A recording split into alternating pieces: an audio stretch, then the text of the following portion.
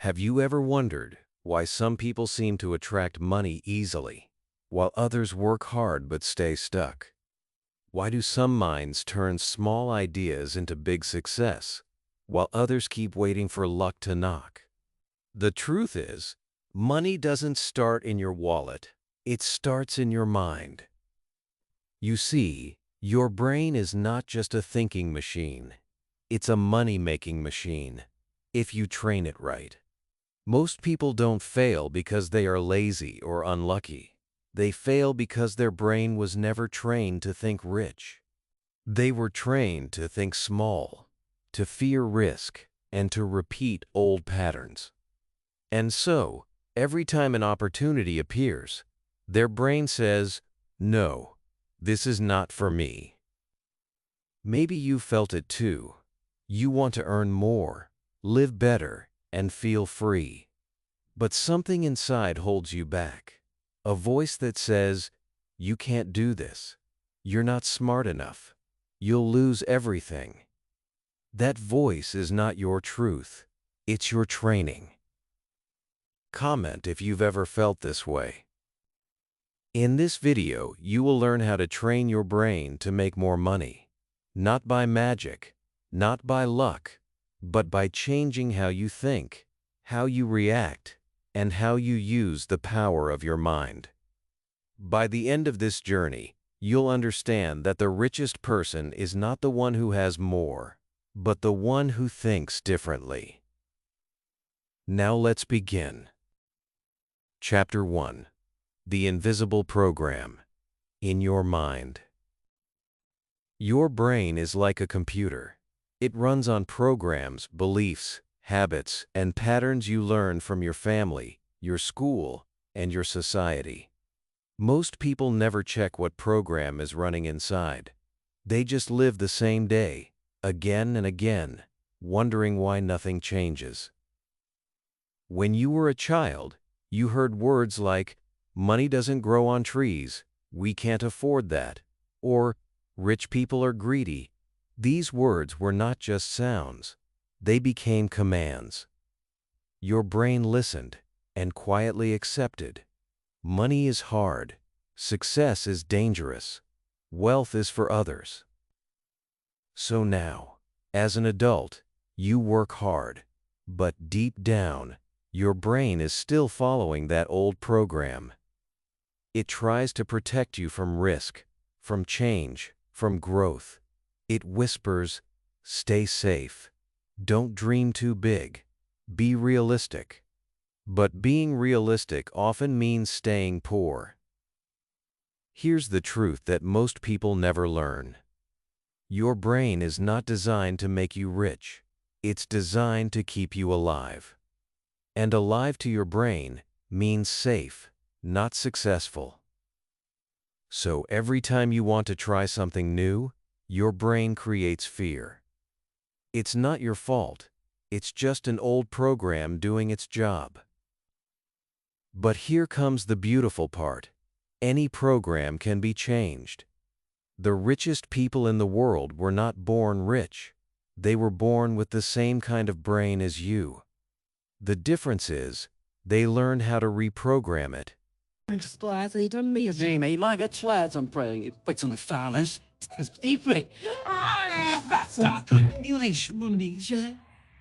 They taught their brain new beliefs. Money flows to me when I add value. I can learn any skill. Failure is not the end. It's the lesson. Each thought they repeated became stronger, until their brain believed it completely. Imagine your brain like a garden. If you keep planting weeds, doubt, fear, scarcity, you'll never see flowers. But if you start planting seeds of abundance, something new begins to grow. At first it's slow. You won't see results in one day.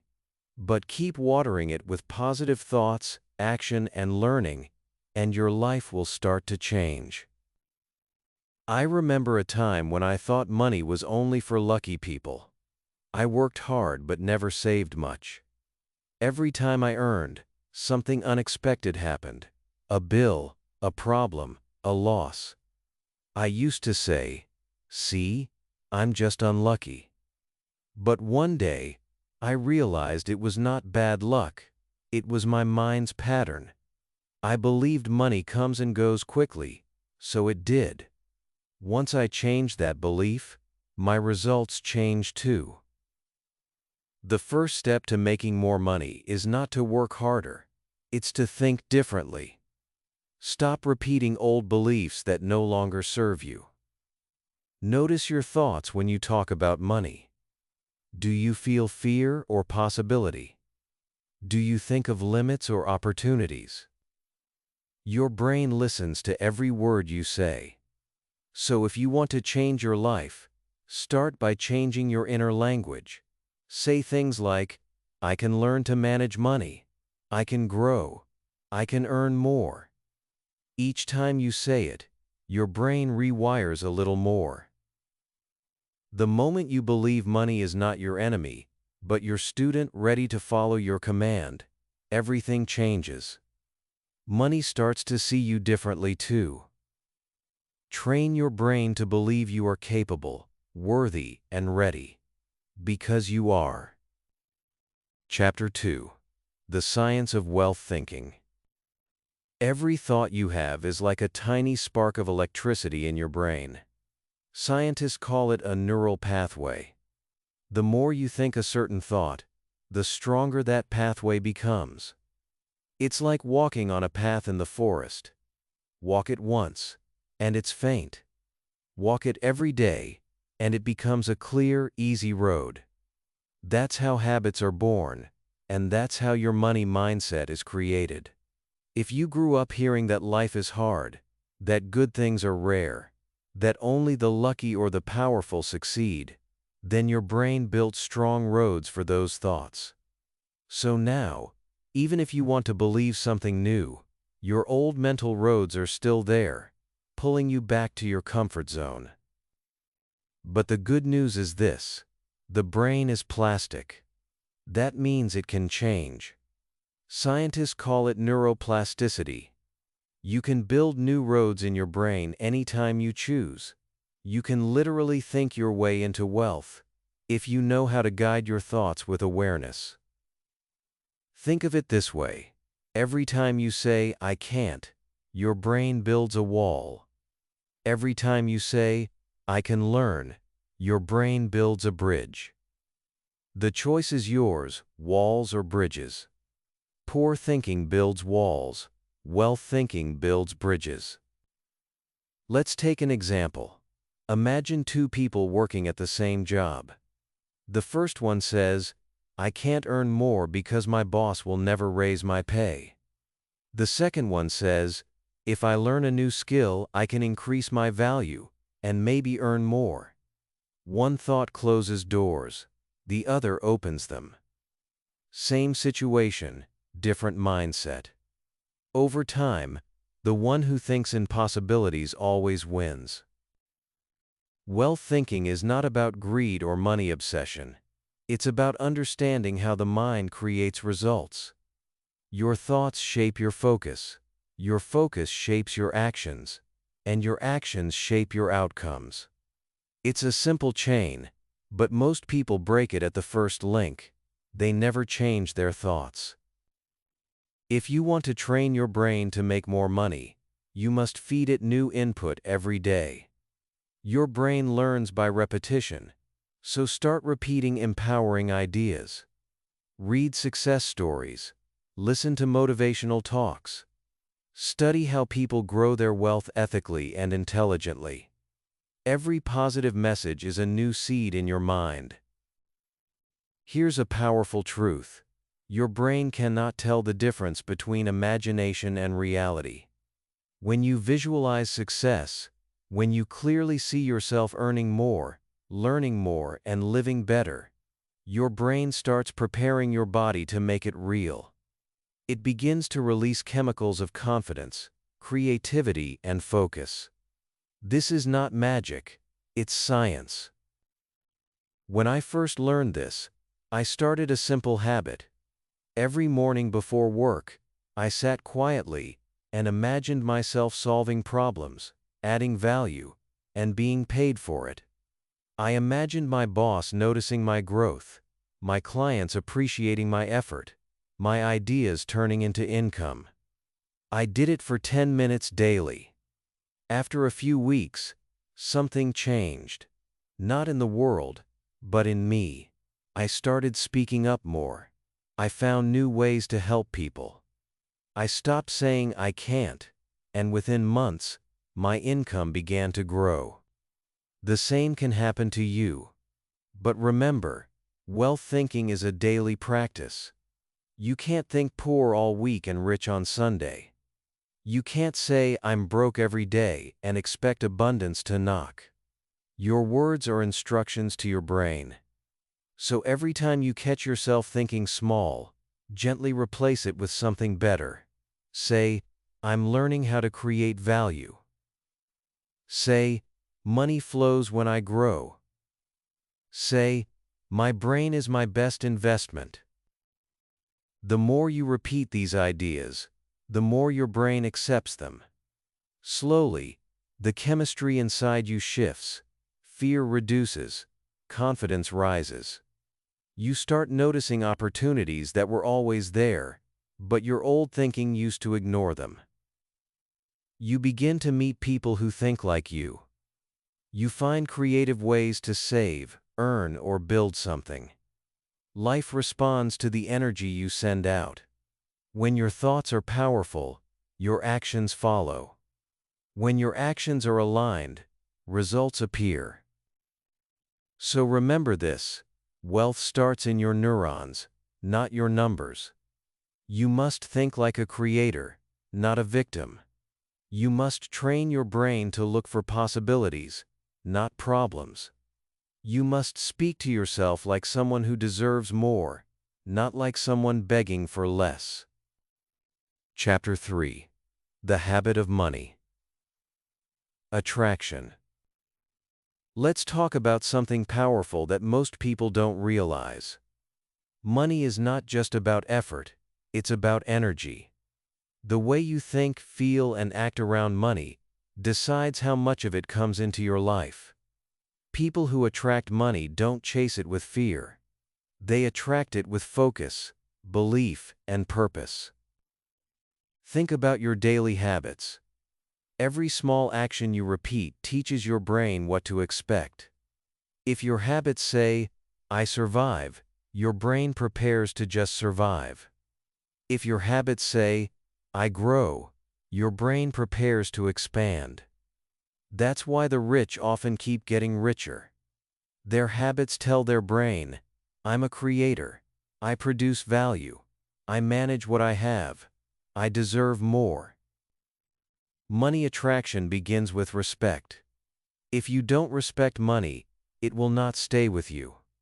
If you say, money doesn't matter, your brain stops trying to find ways to earn it. But if you say, money helps me grow and help others, your brain becomes your partner. It starts seeing opportunities instead of problems. Every day, you are training your brain with your habits. The way you spend, save, learn, or even think about money is a form of practice. You may not notice it, but your brain does. If you spend without thought, it learns that money disappears easily. If you save wisely or invest in your learning, it learns that money grows through care. Here's something that changed my life. I started treating every coin and every note with care. When I paid for something, I said quietly, this money will return multiplied. When I saved, I whispered, this is my seed, not my sacrifice. Slowly, my relationship with money changed. It stopped feeling heavy or stressful. It started feeling like teamwork, me and my mind working together. You attract money by acting like someone who can handle it. If you always say, I'll never have enough, even when you get more, you'll lose it fast. But if you think, I'm learning how to grow it, your actions align with that thought. You start budgeting better. You start noticing waste. You start appreciating value. A poor habit is not just bad behavior, it's a signal to your brain that you don't care. And when your brain believes that, it stops sending you creative ideas. You lose motivation. You stop noticing chances. You close the door that wealth was trying to enter through. Money likes movement. When it moves with purpose, toward growth, learning, and gratitude, it grows. When it moves in fear or confusion, it vanishes. That's why people who give, even when they have little, often find more coming back. Giving opens your brain to abundance. It tells your mind, there is enough for everyone, and there's more coming. Let me tell you something important. You already have habits that attract or block wealth. Look closely. Do you delay paying bills? Do you avoid checking your bank account because it makes you anxious? Do you feel guilty when you spend on yourself? Those small habits come from deep beliefs, and they tell your brain what kind of world you live in. If your habit is fear, your world becomes small. If your habit is growth, your world becomes wide. To build money-attracting habits, start simple. Every morning think of 3 things you already have: your skills, your ideas, your energy. Gratitude makes your brain focus on abundance instead of lack. Then ask yourself one question. What can I do today that adds value to someone's life? Because money follows value, always. Even if you earn little now, think like a person who grows. Keep a small notebook. Write how much you earn, how much you spend, and what you learned each day. It's not about numbers, it's about awareness. This simple act trains your brain to notice patterns and improve them. Remember this line: you don't attract what you want, you attract what you are. If your habits show responsibility, focus, and gratitude, money feels safe around you. It stays, and it grows. Every time you practice these new habits, your brain is learning, I am capable. I am in control. I can create more. This is how the habit of attraction becomes real. It starts with thought, grows through discipline, and shines through action. Soon, you'll notice small changes. A new idea, a new client, a new way to save. These are not coincidences. They are your brain's response to your new energy. So take a deep breath and say to yourself, I am ready to attract more. I am ready to grow. Your brain is listening, and money is too. Chapter 4. The Power of Financial Beliefs. Every person on this planet lives by a set of invisible beliefs about money. These beliefs are like glasses. They decide how you see the world. 2 people can look at the same opportunity. One sees risk, the other sees growth. The difference is not luck, it's belief. Your financial beliefs are not chosen consciously. You did not sit down one day and decide, I will believe that money is hard. No, you learned it quietly, from parents, teachers, friends, and the environment around you. You absorbed it like air. You heard people complain, fight, or worry about money. And slowly, your brain accepted it as truth. Maybe you were told, rich people are greedy. Or, money changes people. Or, we are not the kind of people who get rich. Each time you heard those words, your brain built a wall around your potential. A belief that says, if I earn too much, I'll become bad. Or, if I try to grow, I'll lose myself. And without realizing it, you started protecting yourself from success. I used to believe that money was dirty, that wanting it made me selfish. I worked hard, but I never felt proud of my earnings. I would give away what I had too easily, just to prove I was a good person. But inside, I was struggling. I was tired of pretending that being poor was noble. One day, I met someone who changed my view. He said, "Money doesn't make you good or bad. It just makes you more of what you already are. If you are kind, money will make you kinder. If you are generous, money will help you give more." That one idea broke years of guilt. It made me realize that money is just energy. It flows where it feels safe, where it's respected. And respect begins with belief. If your belief says, "I don't deserve money," then even when you earn it, you'll lose it quickly. If your belief says, "Money comes only from luck," then you'll wait forever. But if your belief says, "I create value," and money is a reflection of that, then you'll always find ways to grow. You must understand, beliefs are not facts. They are habits of thought. You can change them anytime. You can rewrite them, reshape them, and rebuild your world. Start by noticing what you truly believe. When you hear someone talk about wealth, what is your first feeling? Is it jealousy, admiration, or fear? When you pay for something expensive, what do you say in your mind? "I'm losing money," or "I'm exchanging energy for something valuable." These small reactions reveal your core beliefs. Once you see them, you can question them. Ask, "Is this belief helping me or hurting me?" If it's hurting, it's time to let it go. Replace it with something better. Say, "I deserve to live well. I can learn how to manage money. I can earn with honesty and purpose." Say it again and again until your brain starts believing it. There is a famous line, "You will never earn more than your mind believes you deserve." This is true. Your beliefs set your financial ceiling. To raise your income, you must first raise your self-worth. You cannot attract wealth while secretly thinking you are unworthy of it. Sometimes, people fear success because they think it will isolate them. "If I become rich, my friends will envy me.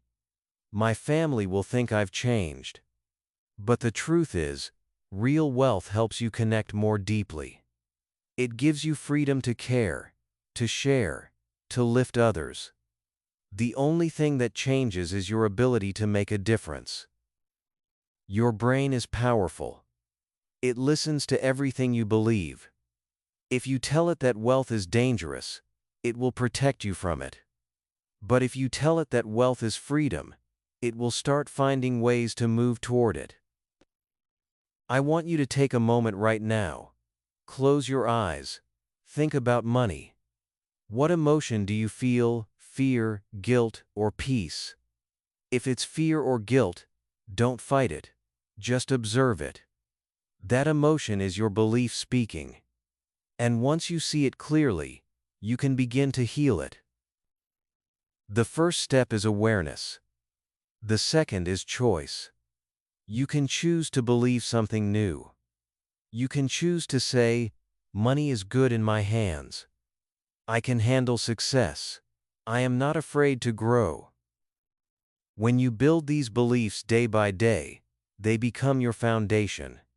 You stop seeing money as an enemy and start seeing it as a tool. You stop chasing and start creating. You stop doubting and start deciding. And that's when life begins to open up in ways you never imagined. Because the truth is simple, when your beliefs expand, your reality follows. Chapter 5. The Mindset of Value Creation. Money follows value. That's the oldest truth, yet the most ignored one. Many people spend their lives chasing money, but the ones who truly grow are the ones who focus on giving value. The moment you shift your focus from, "How can I get more?" to, "How can I give more?" your brain changes. your energy changes, and the world starts to respond differently. Value is not just about business or jobs. It is about what you bring to others through your time, your skill, your care, or your ideas. You don't have to invent something new to create value. You just have to make something easier, faster, better, or more beautiful for someone else. That's all. Think about it. Every person who earns well is solving a problem for others. A teacher gives value by making learning easy. A designer gives value by making things beautiful. A baker gives value by bringing comfort through food. The more value you create, the more money you attract. The more money you attract naturally, because money is just a thank you note from the world. But here's the mistake many people make. They wait for value to appear before they act. They say, "When I have more skills, I'll start something." Or, "When I get a better job, I'll give my best." That's not how value works. Value is born from effort, not waiting. You must act first, give first, and learn by doing. Your brain needs proof that you are useful, and every act of value builds that proof. When I first began to understand this, I stopped asking, "Why am I not earning more?" and started asking, "How can I make others' lives better today?" That one shift changed everything. I started noticing small things I could do: helping a colleague, improving a system, creating a new idea. I didn't ask for extra pay, I just gave value. But soon, people started noticing. Opportunities grew. And eventually, so did my income. You see, your brain loves purpose. It feels alive when it's helping, creating, or improving something. When your focus is only on money, your mind becomes anxious. But when your focus is on value, your mind becomes creative. It starts seeing connections, solutions, and possibilities, and that creativity attracts abundance. Let's look at the difference between two ways of thinking. One person says, "I need more money." The other says, "I need to create more value." The first one waits for others to decide their worth. The second one decides it themselves. The first feels powerless. The second feels in control. And that sense of control, that inner power, is what trains your brain to grow.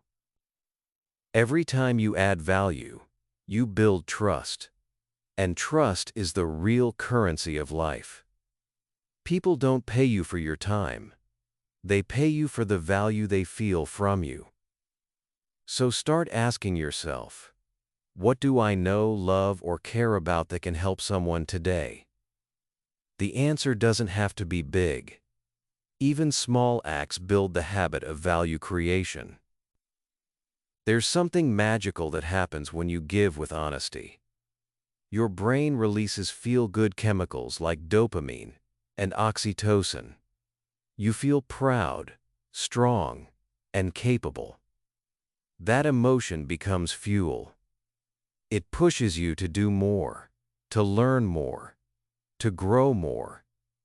And as you grow, the world mirrors that growth back to you. Money is a mirror. It reflects the value you give to others and the value you believe in yourself. If you feel small, your results stay small. If you think like a giver, your results expand naturally. Here's a simple exercise. Each night before bed, ask yourself, did I create value today? Maybe you helped someone, shared an idea, finished a task well, or smiled when someone needed kindness. All of that counts, because every good act trains your brain to connect giving with growth.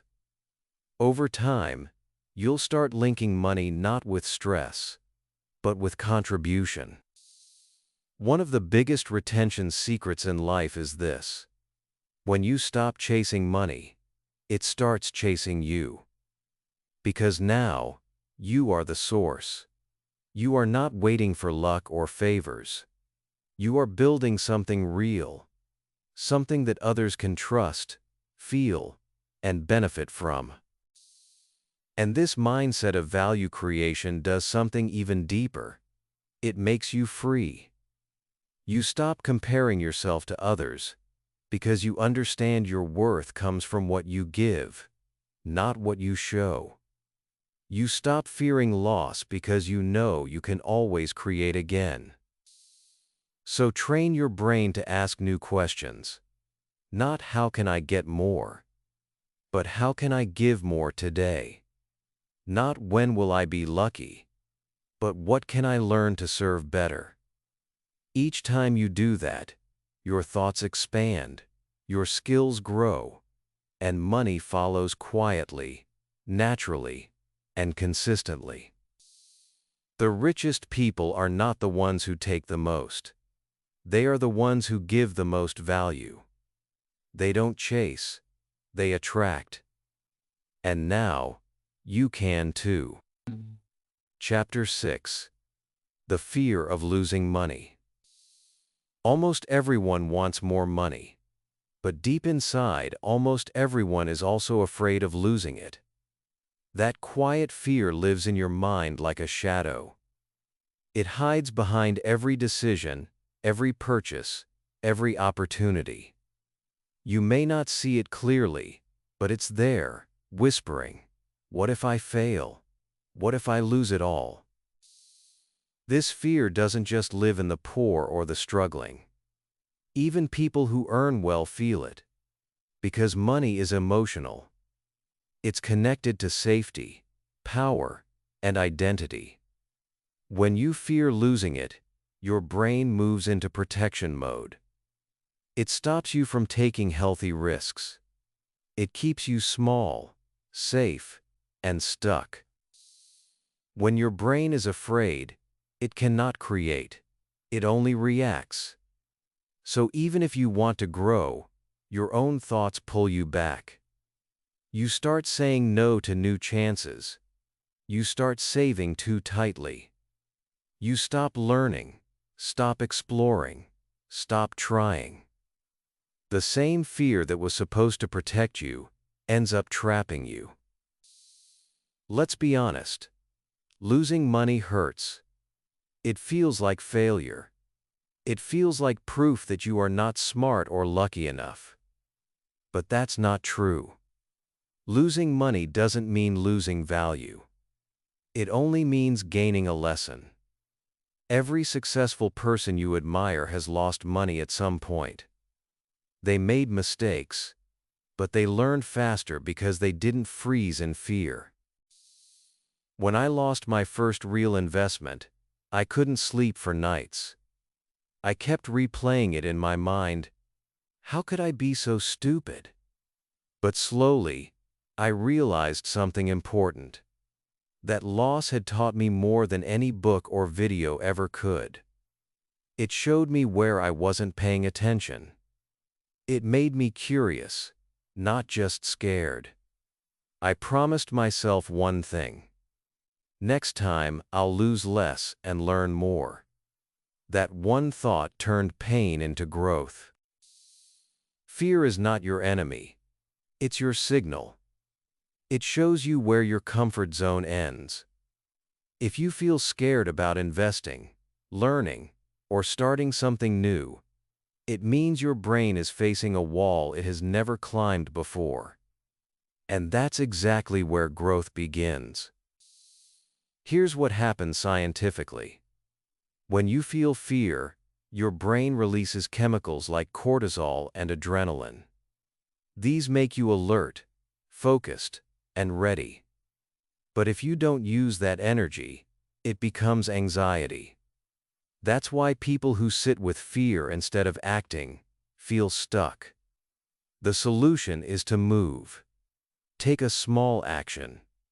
Even one small step tells your brain, "I'm in control."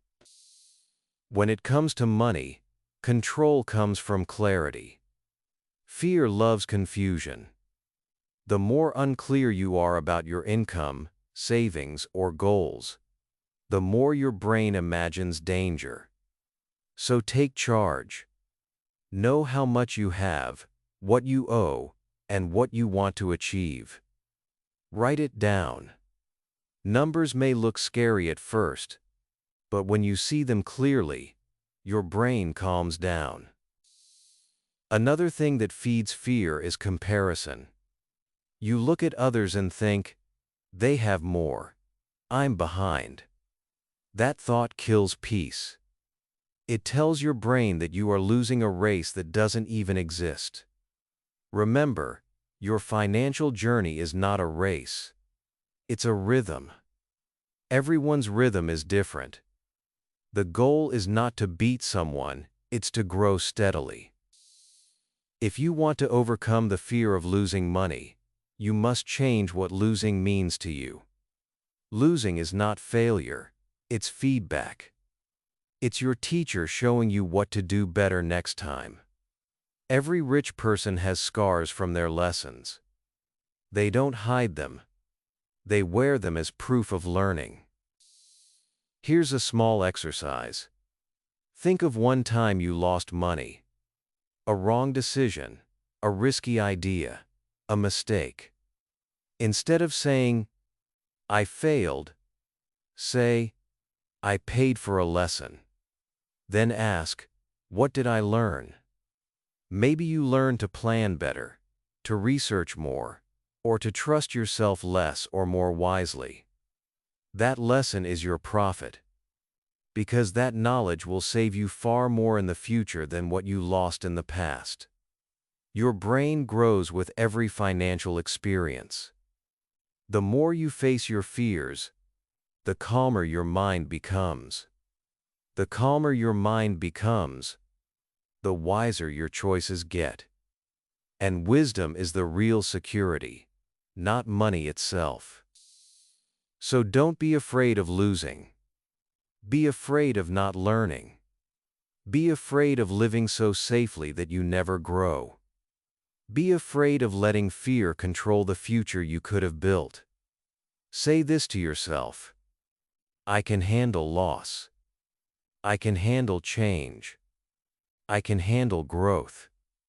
Your brain listens, and when it hears confidence, it starts building it inside you. Remember this forever. Fear loses power when you face it, and your brain becomes unstoppable when it learns that truth. Chapter 7. The Secret Power of Gratitude and Growth. There is one quiet habit that can change your brain, your emotions, and your relationship with money forever. It doesn't come from a business book or a motivational speech. It comes from the heart. That habit is gratitude. Most people don't connect gratitude with wealth. They think gratitude is something spiritual, not practical. But here's the secret. Gratitude changes how your brain sees the world. It changes what your brain looks for. And what your brain looks for, it finds. When you wake up and say, I'm thankful for what I have, your brain starts noticing possibilities instead of problems. It feels safe. It opens to learning. It becomes creative. But when you wake up saying, I don't have enough, your brain closes. It becomes defensive. It focuses on fear and scarcity. And when the mind is closed, money has no room to enter. The science is clear. Gratitude activates the prefrontal cortex, the part of your brain responsible for focus, decision-making, and joy. It also reduces the stress hormone cortisol. So gratitude doesn't just make you feel good. It makes you think better, act wiser, and make smarter financial decisions. I remember a time when I had very little. My wallet was almost empty. My plans were uncertain, and I was scared. But one night, instead of worrying, I decided to write down 5 things I was grateful for. Simple things. My health, my family, my mind, my ability to read and learn, the roof over my head. As I wrote, something strange happened. My fear began to soften. My thoughts became calm. I realized that even though I didn't have everything I wanted, I had everything I needed to start. That was my turning point. Gratitude doesn't mean you stop dreaming. It means you dream from peace, not panic. It means you trust that what you have is enough to begin, and what you give will return multiplied. Gratitude connects you to abundance. It tells your brain, I already live in a world full of value. And the brain responds by helping you see more of it. There's another powerful thing gratitude does. It keeps your ego small and your heart big. When you start earning more, it's easy to forget where you began. It's easy to believe you did it all alone. But gratitude keeps you grounded. It reminds you that success is teamwork between your effort, your opportunities, and the people who supported you. Try this every morning. Before you touch your phone, say thank you for 3 things. They can be big or small. Your breath, your bed, your mind, your work, your chance to learn. Feel it deeply, not just as words. This simple act resets your brain for the day. You start your morning in abundance, not in lack. And each night before sleep, thank yourself too. Thank your brain for learning, your body for working, your heart for caring. Self-gratitude is powerful. It teaches your brain that effort is noticed. And when your brain feels appreciated, it gives you more strength the next day. Now, let's talk about growth. Gratitude and growth are twins. Gratitude keeps you content, while growth keeps you curious. One gives peace, the other gives purpose. When you combine both, you become unstoppable. Many people think growth means being dissatisfied. They believe they must hate where they are to move forward. But real growth is different. Real growth says, I'm thankful for today, but I'm excited for tomorrow. It's not running away, it's rising up. When you are grateful, you stop competing and start creating. You stop comparing and start contributing. You stop chasing what others have and begin building what feels true to you. That shift changes your energy completely. People feel it. Opportunities feel it. Money feels it. Gratitude is magnetic. When you feel thankful, your body language, tone, and attitude become open and confident. And confident people attract trust. Trust attracts chances. Chances attract success. There's one more secret. When you practice gratitude daily, your brain starts to connect wealth with peace, not stress. You stop rushing. You make calm, wise choices. You value quality over quantity. You invest time in people, not just numbers. That's the kind of wealth that lasts. The one built from inside out. You can start right now. Look around you. Maybe your phone, your light, your ability to hear these words. Say quietly, thank you. Feel that warmth in your chest. That feeling is abundance. You already have it. You're just learning to see it again. Because here's the truth. Money will come and go, but a grateful mind always grows. A grateful mind is a rich mind. Chapter 8. Turning Knowledge into Wealth. Knowledge is everywhere. It's in books, in videos, in conversations, in experience. But most people only collect it. They don't use it. They read. They watch. They listen. Yet their life stays the same. Why? Because knowledge alone doesn't make you rich. Applied knowledge does. Your brain loves to learn, but it loves comfort more. When you read or listen to new ideas, your mind feels good. It feels smart, capable, inspired.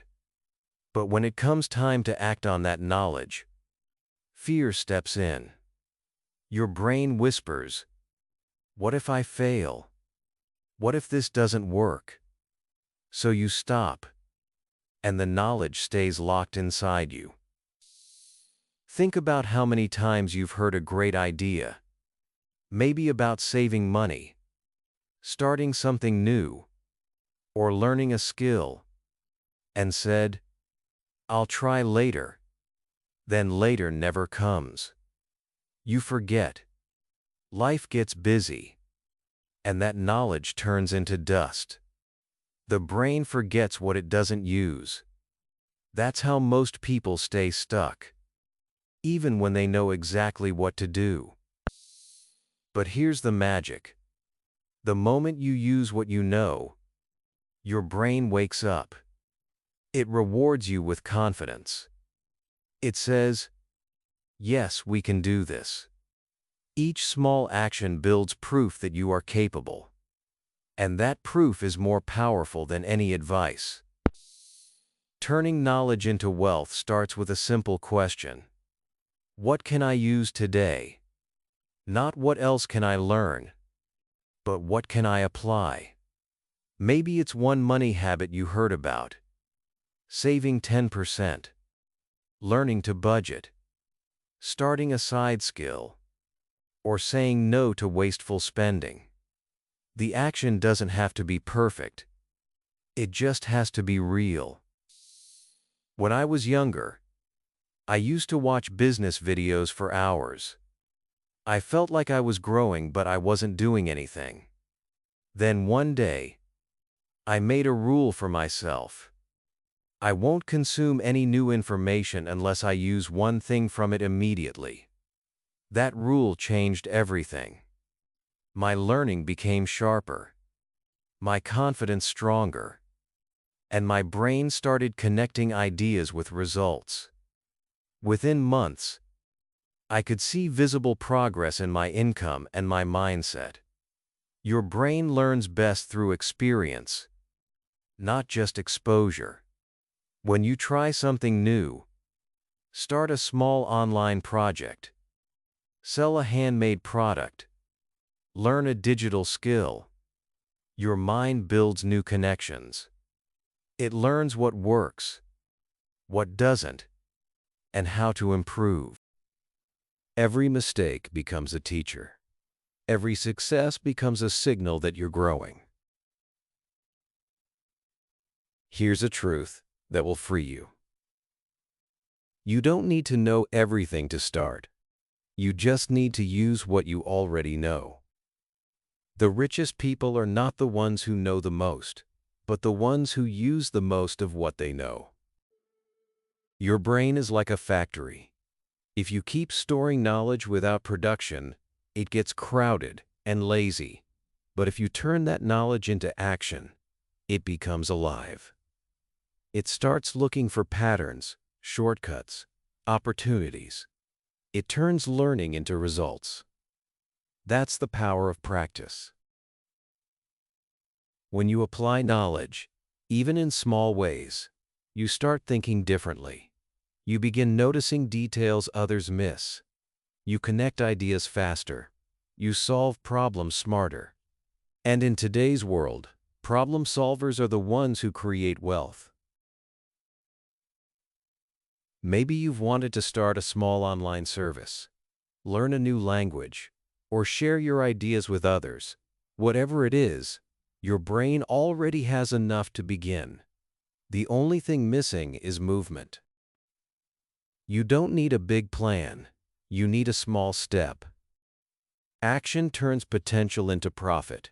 Reading about success prepares your mind, but doing something creates proof. Here's a little exercise. Each night before bed, ask yourself, what did I learn today, and how did I use it? Even if you applied one tiny thing, a better choice, a small saving, a clearer thought, celebrate it. That's how knowledge becomes wealth. Slowly, quietly, consistently. Don't let your brain be a library. Let it be a laboratory. Don't just store information, experiment with it. Wealth doesn't come from what's in your head. It comes from what your hands do with what's in your head. One day, when you look back, you'll see that every small piece of knowledge you applied built the foundation of your success. Each lesson, each action, each brave try added a brick to the life you wanted. So ask yourself now, are you just learning, or are you earning through learning? Because your brain is ready to turn every lesson into growth, if only you give it permission. Chapter 9. Breaking the Cycle of Financial Stress. Money stress is one of the heaviest weights people carry. It doesn't just sit in your wallet. It lives in your mind. It hides in your thoughts when you wake up, in your heartbeat when you pay bills, in your mood when someone mentions money. And this constant worry becomes a silent loop. You think about money because you don't have enough, and you don't have enough because you keep thinking with fear. Financial stress is not only about numbers. It's about what those numbers mean to you. When you look at a small balance, your brain doesn't just see digits, it sees danger. It thinks, I'm unsafe. I'm failing. That fear activates your survival brain, the same one that protects you from harm. But this time, the threat isn't a wild animal. It's your thoughts. And when your survival brain takes over, your creative brain shuts down. You stop seeing possibilities. You stop thinking clearly. You make quick, emotional choices, buying what comforts you or avoiding what scares you. That's how the cycle continues. I've lived through that cycle. I remember staring at my phone, checking my balance again and again, as if the numbers would magically change. I would feel a wave of anxiety each time. It wasn't just about money, it was about control. I felt powerless. And when you feel powerless, you stop trying. You freeze. Breaking that cycle doesn't mean suddenly becoming rich. It means teaching your brain to feel safe, even when the numbers aren't perfect. It means reminding yourself that you are not your bank balance. You are the one who can change it. The first step is awareness. Notice how often you talk or think negatively about money. Do you say, I'm broke, or money always runs away from me? Each time you do, your brain listens and takes it as instruction. It starts acting as if those words are truth. So change the language. Say, I'm learning to manage my money better. I'm improving every day. Even if you don't fully believe it yet, your brain will start to. The second step is clarity. Write down your real situation. How much you earn, how much you spend, how much you owe. I know it's scary at first, but fear grows in the dark. Once you shine light on your numbers, you begin to feel in control again. Even if things are tight, seeing them clearly gives your brain a sense of structure, and structure calms fear. The third step is small progress. Stress wants you to believe that only big wins can save you, but your brain gains hope from small victories. Save a little, learn one new skill, pay one small debt. Each step tells your brain, we're moving forward. And when the brain feels progress, it releases dopamine, the chemical of motivation. You begin to feel capable again. Another way to break the stress loop is gratitude. I know it sounds simple, but gratitude rewires your focus. When you thank life for what you already have, your brain shifts from, I don't have enough, to, I already have something. That small shift creates calm, and calm minds make better choices. You can also practice financial breathing. Whenever you feel panic about money, stop and take a deep breath. Inhale for 4 seconds, hold for 4, and exhale for 6. As you breathe out, imagine releasing the tension from your body. This tells your brain, I'm safe. You'd be surprised how much better you think after just 1 minute of deep breathing. Sometimes financial stress comes from comparison. You see others buying, traveling, succeeding, and your mind screams, I'm behind you. But no one's story is the same. You don't see their loans, their late nights, their quiet fears. You only see the picture they show. So stop comparing chapters. Focus on writing your own. The truth is, your brain cannot create abundance from fear. You must replace fear with faith.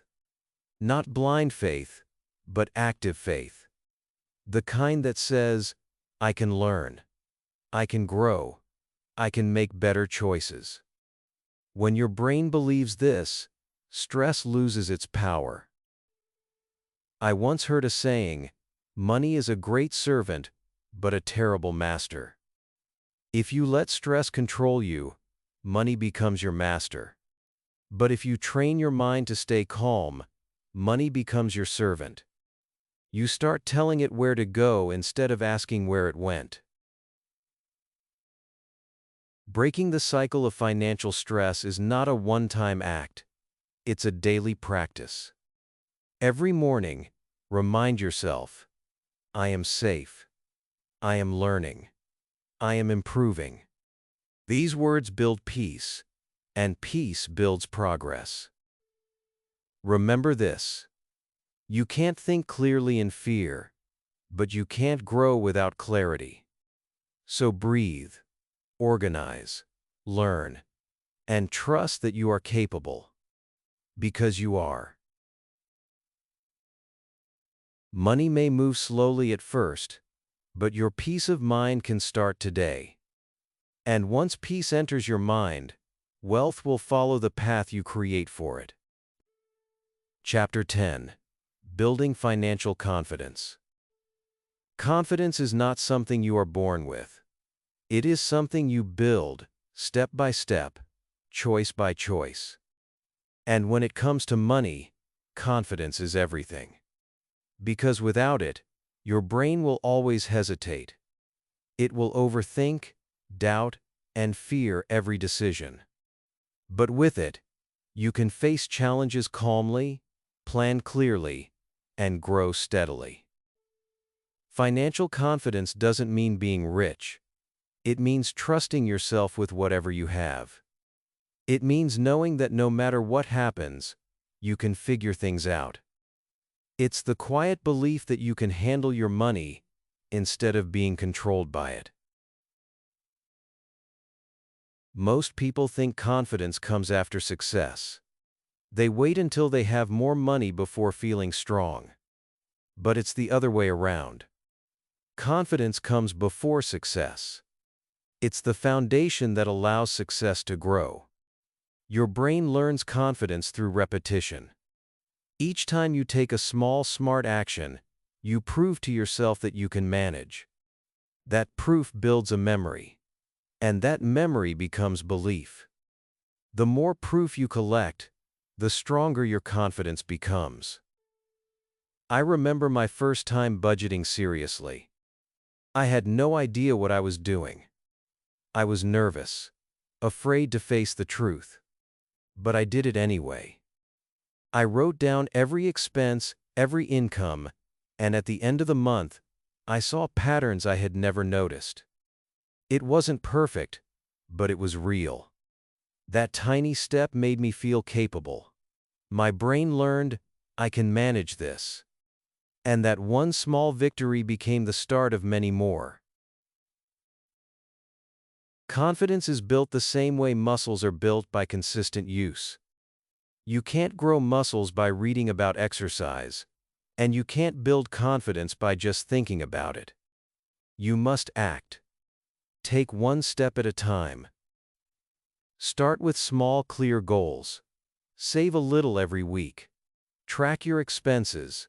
Learn one new skill about money, maybe how to invest, how to earn online, or how to grow your savings. Don't aim to be perfect. Aim to be consistent. The brain doesn't reward perfection. It rewards progress. Here's something powerful. Your brain believes what you tell it repeatedly.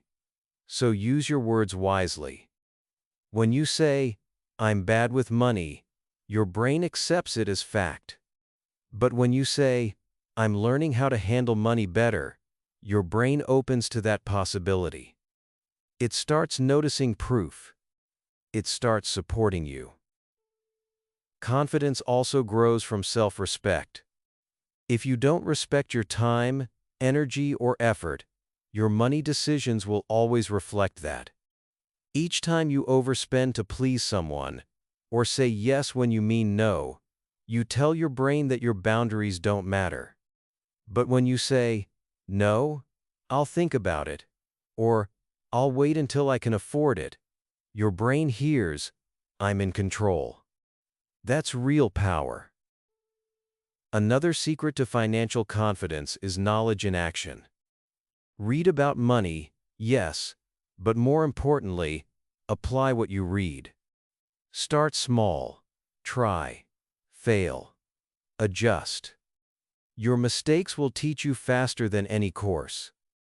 The key is not to fear failure. It's to use it. Confidence also grows when you celebrate your wins, even the small ones. Did you save today? Celebrate it. Did you learn something new? Celebrate it. Did you say no to an impulse buy? Celebrate it. These moments teach your brain that you are improving, and improvement feeds motivation. One of the strongest confidence boosters is to keep promises to yourself. When you tell yourself, "I'll start saving," and you actually do, you build trust. When you break that promise, you weaken it. So start small enough that you can always keep your word. Even saving $1 or one coin counts. Your brain doesn't measure the amount, it measures the honesty. Confidence is not loud or proud. It's calm. It's the quiet voice inside that says, "I'll figure it out." And that voice becomes louder the more you face challenges with awareness instead of panic. Here's an exercise you can do right now. Think of one area of your finances that makes you nervous. Maybe it's debt, saving, or investing. Write down one small step you can take this week to handle it. Not a big dream, a small, doable step. Then do it.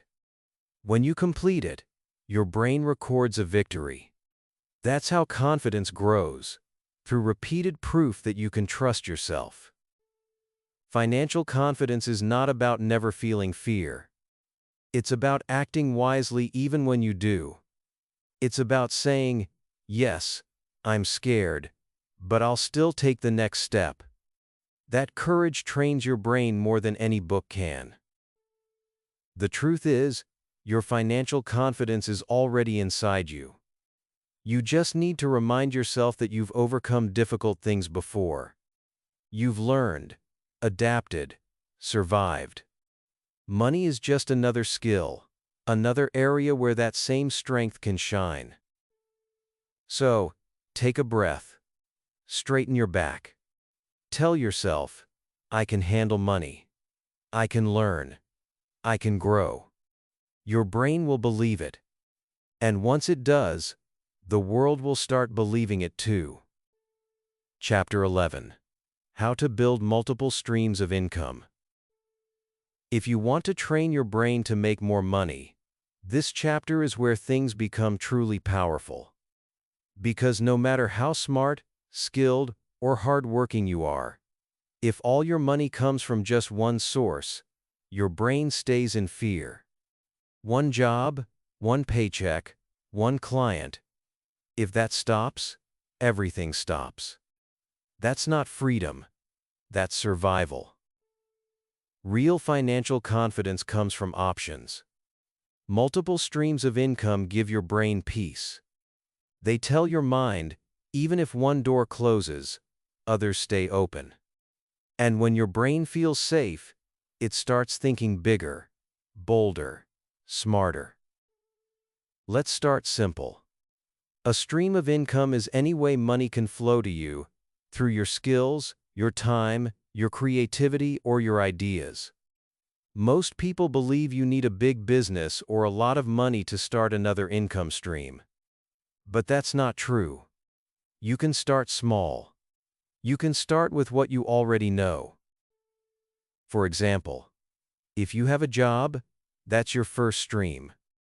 But what about using your free time to create something? Maybe you can teach something online, sell a product, offer a small service, or write digital content. Maybe you can use your talent art, writing, design, speaking, cooking, or organizing to earn a little extra. Every small flow counts. I remember when I first learned about multiple income streams. At that time, I had only one job. I thought, this is enough. But when that job ended suddenly, I realized how weak that setup was. I felt fear, not freedom. Then I made a promise to myself, never again will I depend on one door. So I started small. I used weekends to learn new skills. I began freelancing, writing, helping others with projects. Slowly, another stream started. Then another. The first one gave me peace. The second gave me hope. The third gave me confidence.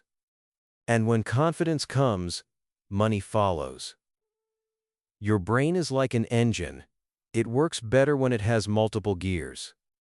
One gear helps you survive, others help you grow. And the moment your brain realizes it can create more than one way to earn, it starts scanning for ideas all the time. You begin to see possibilities where others see problems. Here's something powerful. Every new skill you learn has the potential to become a new income stream. You just have to package it in a way that helps others. If you know how to write clearly, you can offer content writing. If you're good at organizing, you can help people manage their space or time. If you enjoy languages, you can teach or translate. The opportunities are not hidden, they are in plain sight, waiting for your action. Don't wait to be an expert to start. Every expert was once a beginner who took the first step. You don't need a company to approve you. You just need to believe in your ability to serve others with value. One of the best habits you can develop is turning your interests into experiments. Don't pressure yourself to make them perfect. Try small things. Test, learn, improve. The brain learns faster from doing than from dreaming. There's another reason multiple income streams are so powerful. They train your brain to think like a creator, not an employee. When you earn from more than one source, your mind starts saying, I can create my own opportunities. That's a huge mental shift. You stop waiting for luck and start building it. But let's be honest. Building more income takes time, patience, and consistency. You won't double your money in one night, but you will double your mindset. And once your mindset expands, your results follow. Even small streams can grow into rivers. Maybe today, it's just a small freelance job or a side project. But that small stream teaches your brain independence. It teaches you how to manage, how to plan, and how to keep learning. And those lessons are priceless. The key is balance. Don't try to start 5 things at once. Start one extra stream. Build it with care. When it's steady, add another. Let each one teach you something new. Your goal is not just to make more money. It's to build a brain that knows how to create money anytime, anywhere. That's true wealth. That's freedom. Imagine waking up and knowing that even if one source stops, others still support you. Imagine how peaceful your mind would feel. That's not just a dream, it's a decision you can start making today. Look at your life right now. What skills, passions, or experiences do you already have that could help someone else? That's your seed. Plant it. Water it with action. Let it grow. Because in the end, money is not made by luck, it's made by design. And your brain, once trained, becomes the best designer you'll ever have. Chapter 12. The energy of giving and receiving. Money is not just paper or numbers. It is energy, pure movement between people, ideas, and emotions. When you understand this, you stop seeing money as a struggle and start seeing it as a flow. The more freely it moves through your life, the more it grows. But when you hold it with fear or greed, it becomes blocked. Giving and receiving are two sides of the same coin. Many people love the idea of giving, but they secretly struggle with receiving. They give time, help, or gifts, but when someone offers them something they say, "Oh no, it's okay. I don't need it." That might sound humble, but it actually sends a message to your brain. I don't deserve to receive. Your brain listens carefully to every message you give it. When you say no to receiving, it starts believing that abundance is not for you. And if your brain believes that, it will unconsciously block the opportunities that life tries to send your way. To make money flow easily, you have to open both hands, one for giving and one for receiving. If one hand is closed, the circle breaks. The flow stops. Think of money like air. You breathe it in and out. If you only inhale, you'll suffocate. If you only exhale, you'll collapse. Balance is what keeps you alive. And in the same way, balance is what keeps your financial life healthy. When you give with a good heart, your brain releases chemicals like oxytocin and serotonin. These are the same chemicals that make you feel connected and joyful. They lower fear, increase trust, and make your mind creative. That's why people who give generously often attract more. They live in a higher energy, one that welcomes abundance. But here's the key. Giving is not about losing. It's about believing in the cycle. When you give money, help, or time with gratitude and no guilt, you are telling your brain, there is enough. More will come. That thought shifts your entire energy. You stop acting out of scarcity and start acting out of confidence. I once met a man who gave away a part of his small income every month, even when times were hard. I asked him why. He smiled and said, "Because giving reminds me I'm rich in ways numbers can't show." Years later, his business grew beyond what he ever imagined. He told me, "The more I gave, the more life gave back." Giving doesn't have to be grand. It can be small but sincere. Maybe it's helping a friend, donating, sharing knowledge, or even giving a kind word. When you do it with love, your brain feels powerful, not poor. It feels abundant, not afraid. Now let's talk about receiving. This is where many people block their blessings. When someone compliments them, they deflect it. When an opportunity appears, they doubt it. When life sends help, they feel guilty. But you must understand, this refusing to receive is not kindness, it's resistance. It stops the energy that's trying to reach you. Start practicing the art of receiving. When someone gives you a compliment, say, "Thank you." When life gives you a new opportunity, say, "I'm ready." When money comes from unexpected sources, say, "I welcome this with gratitude." Each time you receive gracefully, you're teaching your brain that abundance is normal, not shocking. The richest people in spirit and life have mastered both. They give without fear, and they receive without guilt.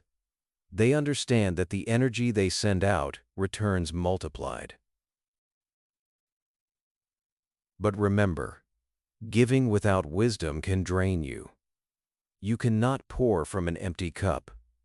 Give what feels right, not what leaves you empty. Balance kindness with self-care.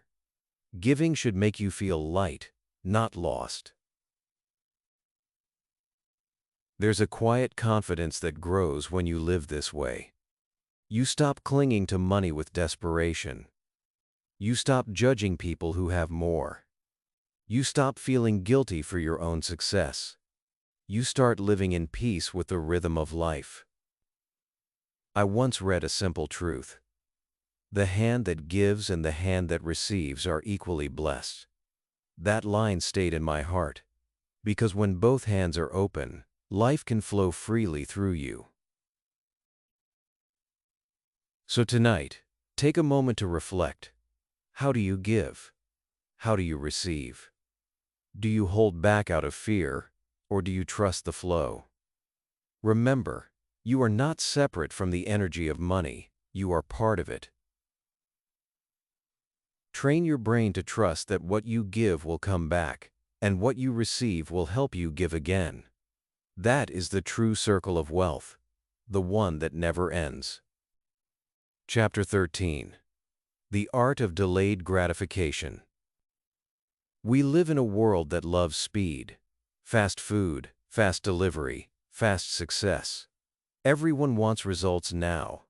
But the truth is, wealth does not grow in the land of impatience. It grows slowly, like a tree. You plant, you water, you wait. And that waiting, that ability to delay gratification, is what separates people who stay average from those who become free. Your brain is built for short-term pleasure. When you see something you like, a new phone, a trip, a shiny ad, it lights up the reward center in your brain.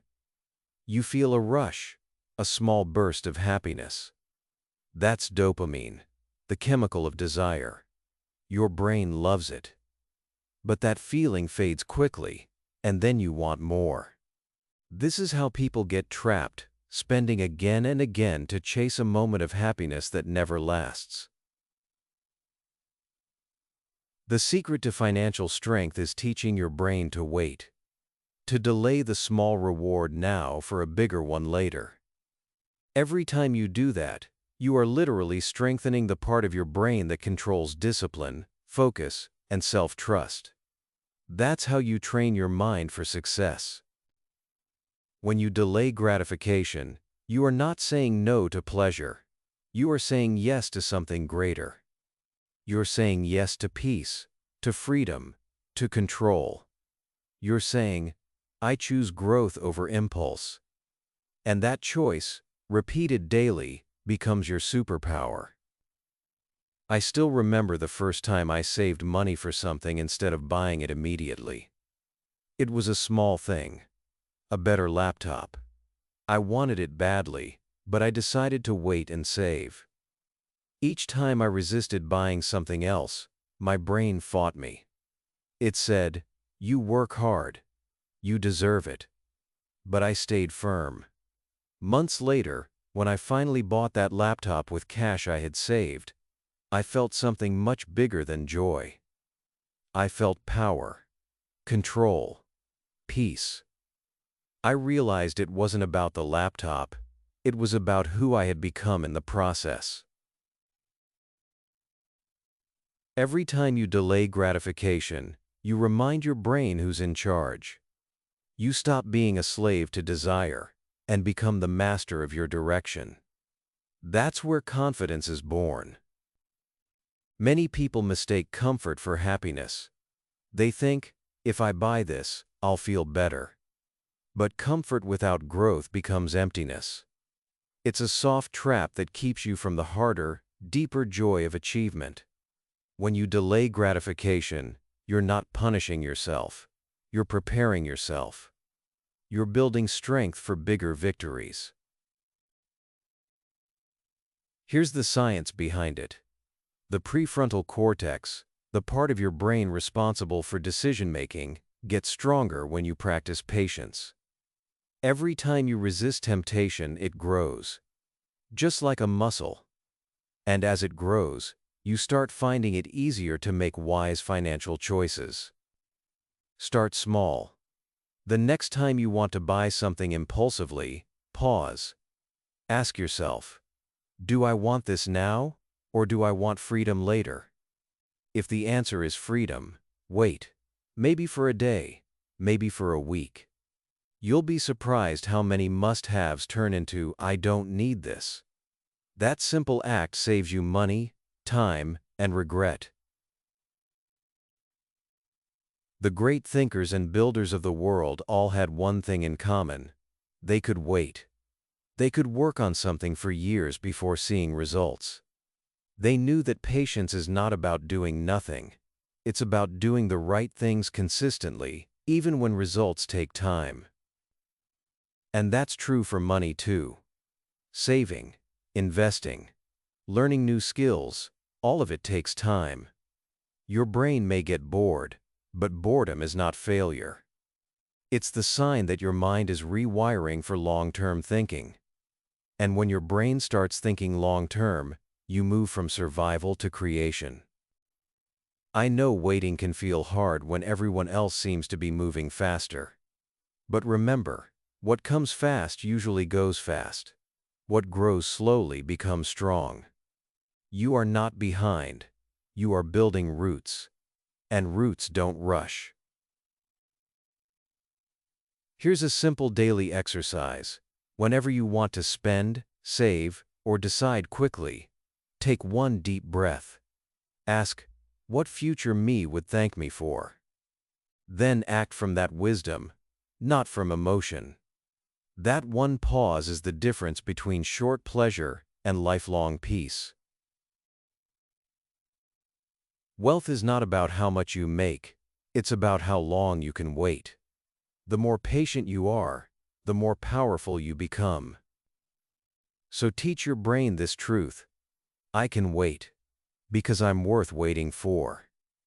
Every time you wait with purpose, your mind grows stronger, your choices grow wiser, and your future grows brighter. Chapter 14. The money mind versus the scarcity mind. There are two types of minds in this world, the money mind and the scarcity mind. They live in different worlds, think in different ways, and create completely different lives. The difference is not in intelligence or education, it's in perception. The way they see the world decides what they attract from it. The scarcity mind is always afraid. It wakes up every day thinking, there's not enough. Not enough money, not enough luck, not enough time, not enough opportunities. This mind sees life as a fight for survival. It fears loss more than it desires growth. Every decision it makes comes from the question, what if I fail? But the money mind, the abundant mind, thinks differently. It believes that there is always a way, always a lesson, always a chance to grow. It doesn't ignore reality, but it doesn't bow to fear either.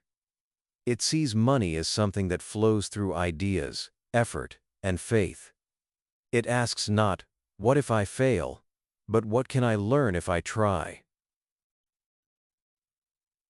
You can hear the difference in their language. The scarcity mind says, I can't afford this. The money mind says, how can I afford this? The scarcity mind says, others always win. The money mind says, if they can, I can too. These small sentences create different worlds inside your brain. One world feels trapped. The other feels full of doors waiting to be opened. I once lived in the world of scarcity.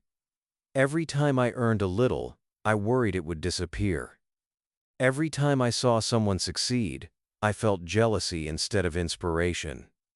My mind was not free. It was a cage built by fear. And that fear shaped my results. I was always playing not to lose, instead of playing to win. Then one day, I read something that hit me deeply. Abundance is not something you earn, it's something you notice. That line changed me. I started to look around differently. I saw how nature gives without holding back. The sun doesn't say, I will only shine for some. The ocean doesn't say, I will only give water to those who deserve it. Everything in life flows freely. It was only my thinking that was tight. Slowly, I started reprogramming my mind. When I caught myself saying, I can't, I changed it to, I can learn. When I felt jealousy, I replaced it with curiosity. What can I learn from that person? When I feared loss, I whispered, there will be more. And slowly, the world around me started to reflect that new belief. Your brain is a mirror. Whatever you believe, it shows you proof of. If you believe life is unfair, your mind will only notice unfair things. But if you believe opportunities are everywhere, your brain starts spotting them. You'll meet people, hear ideas, and see openings you missed before. The world didn't change. You did. The scarcity mind hoards. It says, I must keep everything because I might lose it. But that thinking blocks the flow. When you hoard, you send your brain a message, there will never be enough. And your brain believes it. It tightens. It worries. It becomes blind to abundance. The money mind gives and invests. It understands that circulation creates growth. It knows that what goes out with purpose comes back multiplied. That's why wealthy thinkers don't fear giving, learning, or spending on growth. They know it's a cycle. One big difference is how they see mistakes. The scarcity mind sees mistakes as proof of failure. The money mind sees them as steps toward wisdom. When you make a financial mistake, your reaction decides your future. If you hide from it, you stay small. If you learn from it, you grow stronger. The money mind is not about greed, it's about expansion. It doesn't say, I want more than everyone else. It says, I want to be more useful, more creative, more capable. It's not about taking, it's about creating. If you want to train your brain to move from scarcity to money mindset, start with your thoughts. Every morning, repeat this truth. There is enough for me. My success doesn't take away from others. Money grows where value flows. These are not just words, they are new commands for your brain. Then, act like someone who trusts abundance. When you give, give with joy. When you save, save with faith. When you spend, spend with awareness. When you learn, learn with excitement. These actions build new circuits in your brain. Over time, your inner language of fear becomes a language of power. And here's something surprising. The money mind doesn't wait to feel rich before acting rich. It already thinks, speaks, and moves like someone who believes in growth. That's why it attracts what it expects. You can begin this shift today. Look around right now. You are surrounded by abundance ideas, knowledge, connections, time. You have something valuable already, even if it's small. Focus on that, grow that, and soon your outer life will catch up with your inner wealth. Remember this always: the scarcity mind counts coins, but the money mind creates value. One runs from fear, the other runs toward growth. One survives, the other thrives. Chapter 5. The Law of Compound Growth.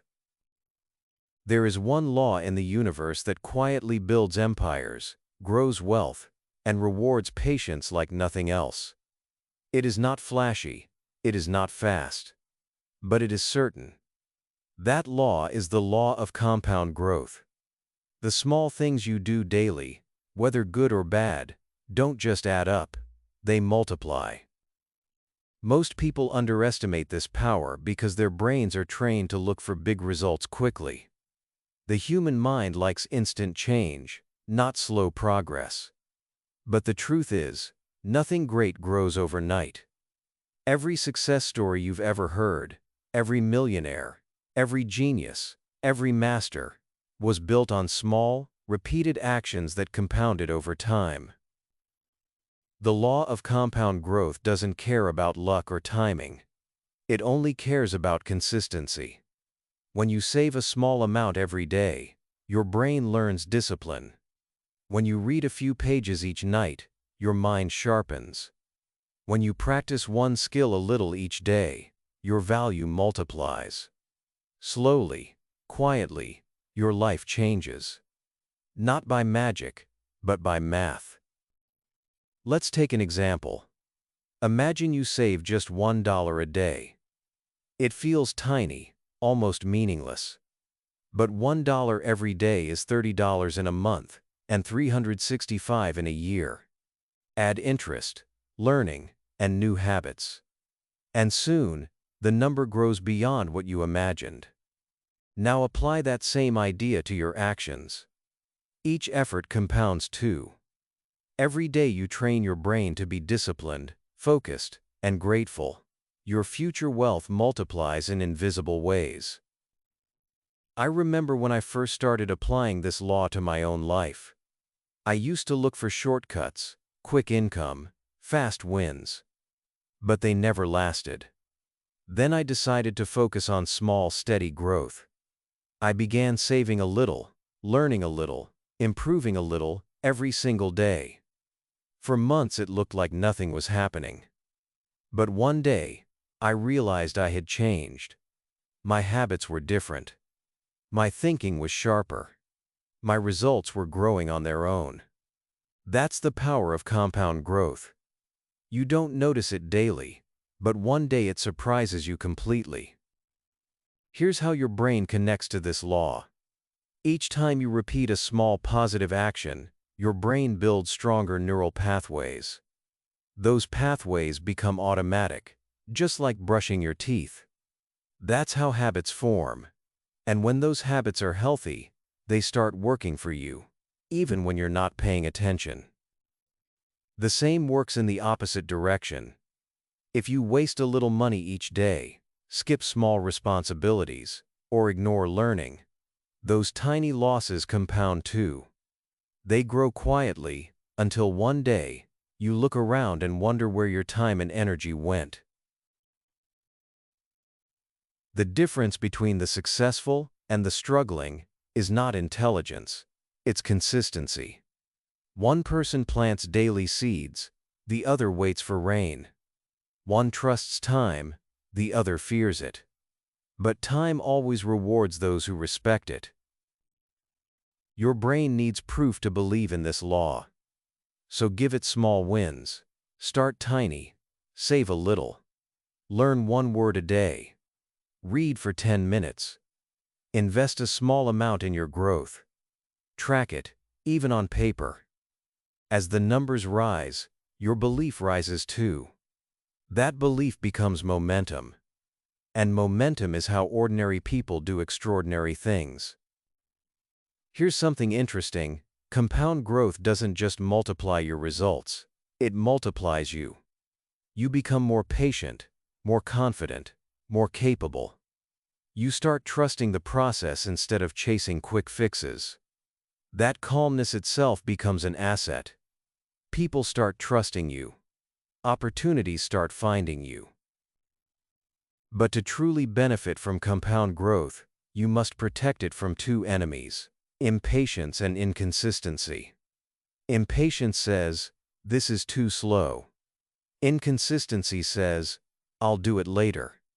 Both destroy progress before it has a chance to bloom. So when your brain whispers those lies, answer back with truth. Slow progress is still progress. And progress compounds. Let's imagine this for a moment. Picture a tree seed. You plant it in the soil and water it daily. For weeks, nothing happens. You might think the seed is dead. But under the soil, roots are growing. They're finding strength before showing life. Then one day, a green sprout breaks the surface. That's how your effort works too. Most of your growth happens in silence, underground, before the world sees it. The secret is faith. Faith in your habits, faith in your time, faith in your brain's ability to adapt and grow. Each repetition is a signal to your mind that this matters. And once your mind believes that, nothing can stop the growth that follows. So train your brain to love small progress, to celebrate the quiet wins, to see the long game. Say to yourself, every small action I take today is building a future I can't yet see. Because that is the truth. One day, you'll look back and realize that your biggest transformation didn't come from one big moment. It came from hundreds of small, invisible choices that you kept making, even when nobody was watching. That is the law of compound growth. Quiet, patient, unstoppable. Chapter 16. Your brain is the bank, the final lesson. Everything you've learned in this journey leads here. All the habits, the patience, the mindset, the discipline, it all comes back to one truth. Your brain is the real bank. Not your wallet, not your job, not the number in your account. Your brain is where every bit of wealth begins, grows, and multiplies. Think about it. Every dollar you've ever earned started as a thought. Every business, every skill, every opportunity first lived in someone's mind. The world outside is only a reflection of the world inside. If your thoughts are rich, your life will follow. If your thoughts are poor, no amount of money can save you from scarcity. Your brain holds your beliefs, your habits, and your emotions about money. It decides what you notice, what you ignore, what you try, and what you fear. That's why two people can start with the same amount of money and end up in completely different places. Because they are using different brains, not different currencies. The richest people are not those who have the most cash. They are those who have trained their brains to create, adapt, and expand. They don't panic when things go wrong because their real security is inside them. Even if they lose everything, they know they can rebuild because the bank inside them never goes empty. I remember once meeting a man who had lost his entire business in a crisis. everything gone. Most people would have broken down, but he didn't. When I asked him how he stayed calm, he smiled and said, "Because I didn't lose my mind. The money was outside me. The mind that made it is still here." Within a few years, he built something even bigger. That day, I understood what real wealth means. Your brain is like a garden. You can fill it with weeds, fear, doubt, and excuses. Or you can fill it with seeds, ideas, learning, and hope. Whatever you plant, it grows. The problem is, most people never check what's growing in their mental garden. They keep feeding old fears, then wonder why success never blooms. But if you start today, even by planting one new thought, your garden begins to change.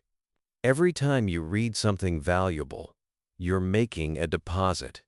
Every time you take a small, brave action, you're adding interest. Every time you learn from failure instead of quitting, your balance grows. And here's the best part. This bank never runs out of space. It keeps expanding with every experience you feed it. So if you truly want to make more money, stop asking, "How can I earn more?" and start asking, "How can I think better?" Because the quality of your thoughts decides the quantity of your success. Train your brain like a muscle. Feed it with wisdom. Stretch it with challenges. Rest it with gratitude. Protect it from negativity, because negativity is theft. It steals your mental wealth quietly. And most importantly, trust it. Your brain was not made to stay small. It was made to grow endlessly. Sometimes you will fail. Sometimes you will lose. But those moments don't make you poor. They make you wiser. A mistake that teaches you something adds more value to your brain bank than a lucky win ever could. You see, your money can disappear overnight, but your mindset stays forever. That's what no one can take from you. Not the economy, not the world, not anyone. Because wealth is not what you have. It's what you know, what you believe, and what you become.